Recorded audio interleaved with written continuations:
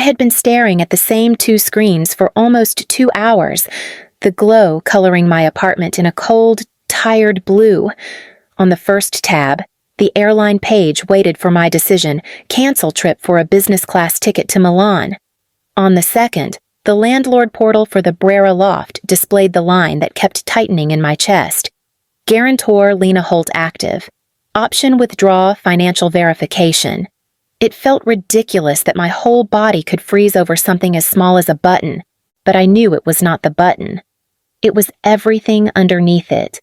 My phone buzzed with a photo notification from Magnolia Crest Country Club. I did not need to open it. I already knew what it would show. Vivian Quinn in that cream linen suit I picked out for her. Maddie in an emerald wrap dress I paid for, leaning into the camera with the kind of confidence that comes from never fearing the ground beneath your feet.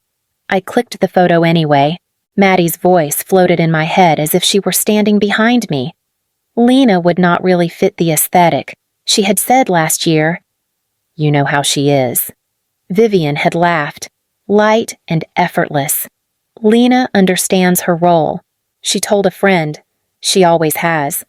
Role, not daughter, not sister, not family.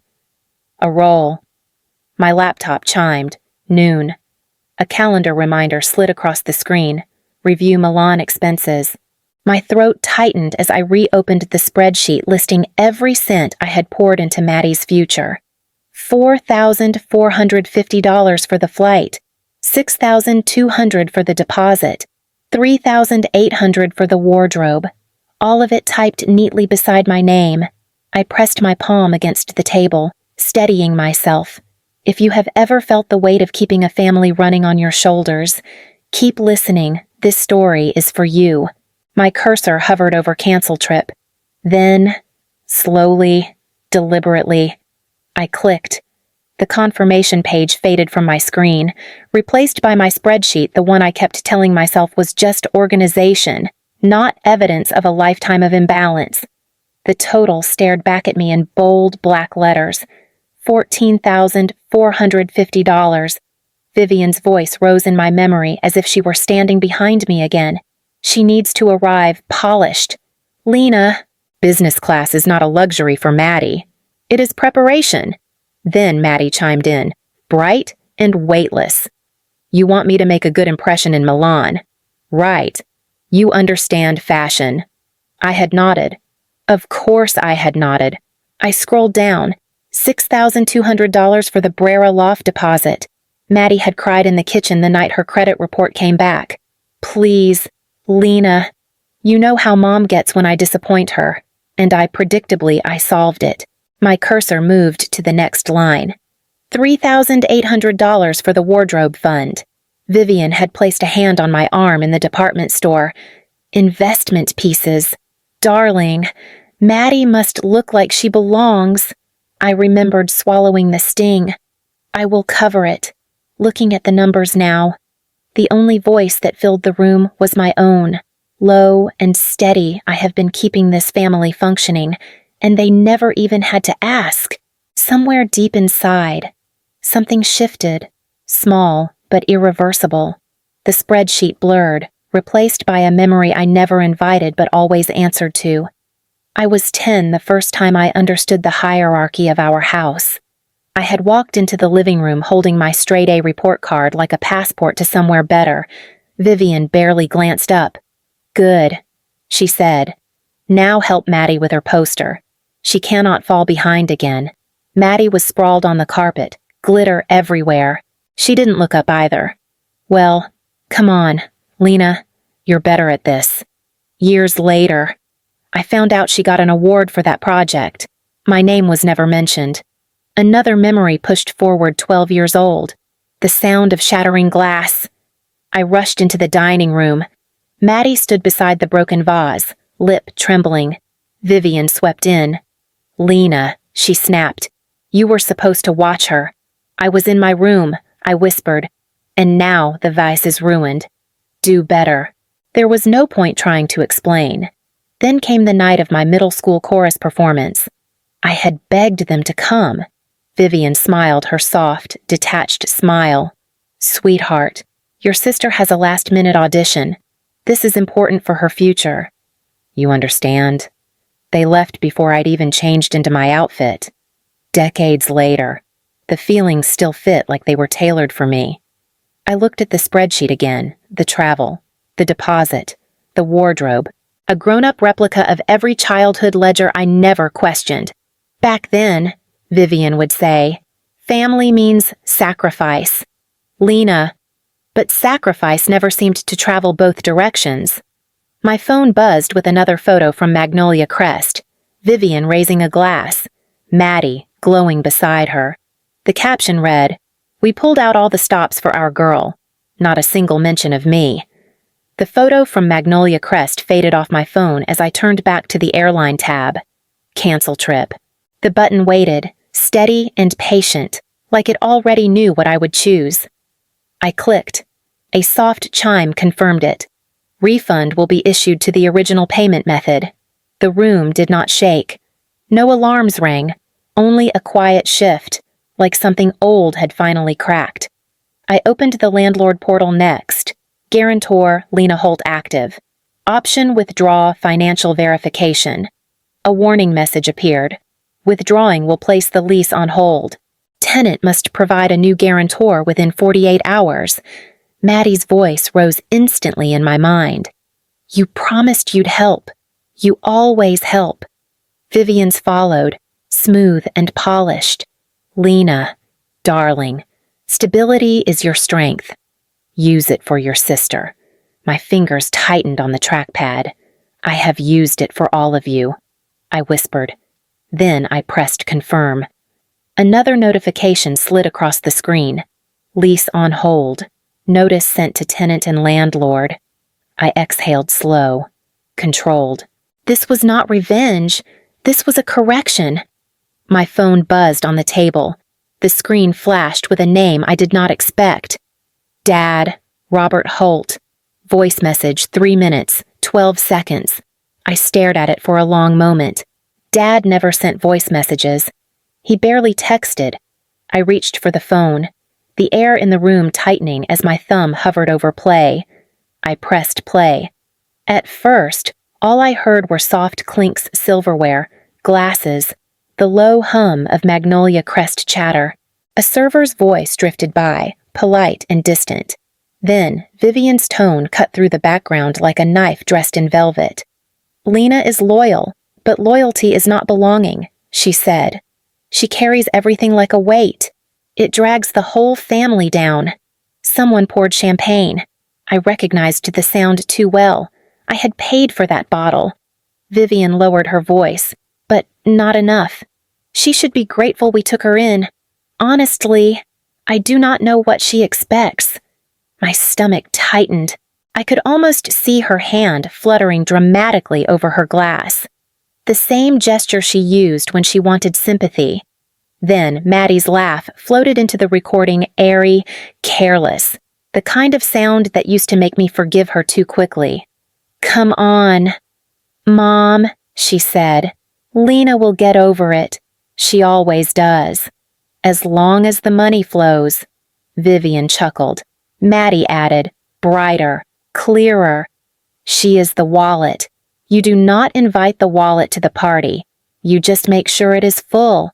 A rush of heat climbed up my throat. I gripped the phone until my fingers shook. In the background, chairs shifted. A pause, then a voice I almost did not recognize quiet, gravelly, worn thin. My father. Vivian, he murmured. That is enough. She laughed lightly, brushing him off. Do not start with me, Robert. Silence followed, a long, heavy one. Then my father's voice again, directed not at them, but at me. Do what you need to do. Lena. The message ended. I stared at the screen, holding the phone like it might burn me. My father had always been the quiet observer, the neutral presence, the man who stepped aside to keep peace at any cost, but not today. A pulse of clarity spread through me, slow, steady, undeniable. I replayed only one line. She is the wallet. This time, I did not flinch. The fallout hit faster than I expected. At Magnolia Crest, right in the middle of Vivian's toast, Maddie's clutch buzzed. I did not have to be there to imagine it. I could hear her surprised little gasp, the way her smile would falter when she saw the notifications. Trip canceled, guarantor withdrawn, lease on hold. Somewhere between those two alerts, the Quinn family narrative shattered. Later, I would hear that Vivian tried to save face, whispering to the nearest guest, "Probably a glitch. Lena is handling it." But Maddie had already started to cry, mascara streaking her cheeks in front of 100 people. They left the country club before dessert. At 2 o'clock, pounding rattled my front door.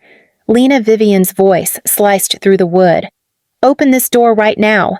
I set my mug down, brushed my palms against my jeans, and opened it.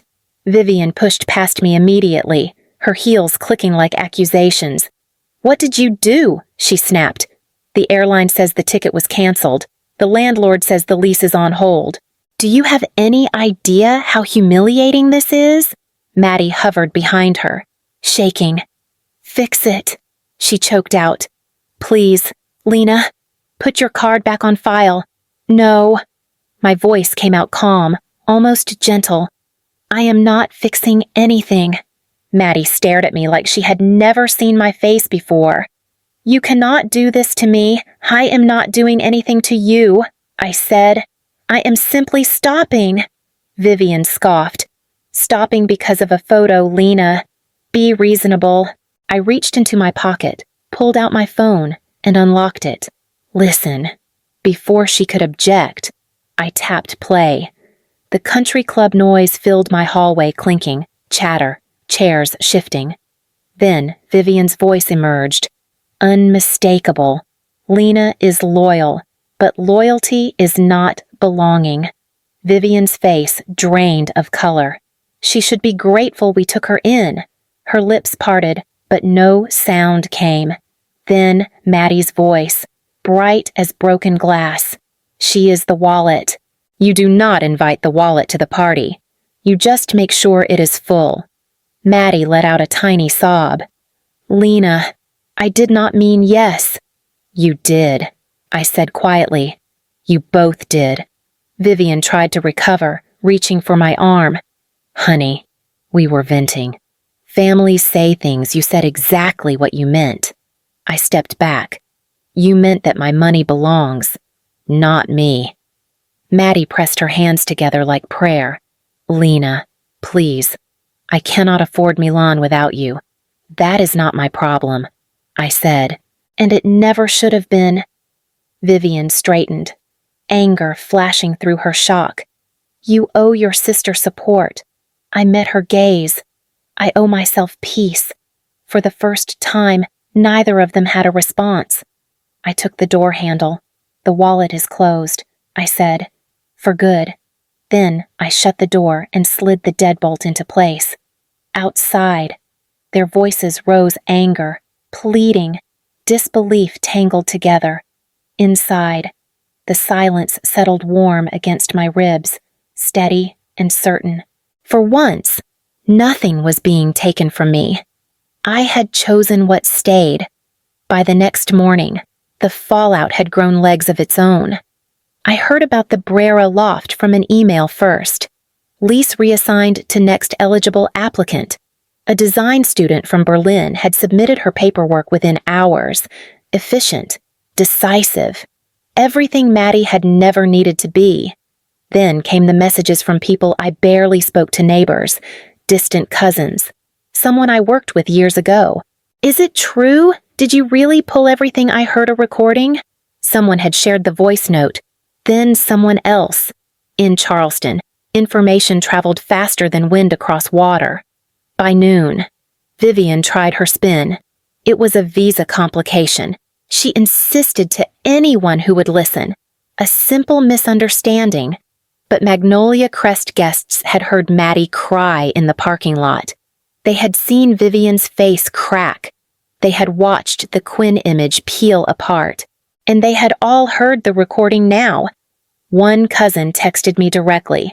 I cannot believe they said that. Are you okay? I typed back. I am fine, and realized it was actually true. Late that afternoon, my phone buzzed again. This time, only 5 words appeared on the screen. Dad, can I stop by tomorrow? No explanation, no softening, just intention. For the first time in a long time, the message did not land like a demand. It sounded almost like an opening. Robert arrived at my office lobby the next morning holding a simple cardboard box. No flowers, no speeches, just donuts. I did not know what you liked, he said quietly. So I brought all of them. It was the most uncertain sentence I had ever heard from him.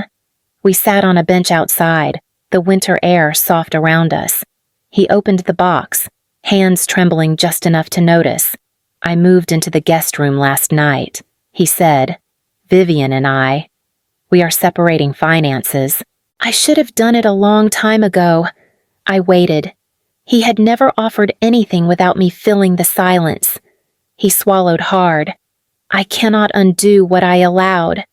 But I can stop pretending I did not see what they were doing to you. My chest tightened not from pain, but from the unfamiliar shape of being seen. He nodded toward the street. There is a taco truck on the next block. Walk with me.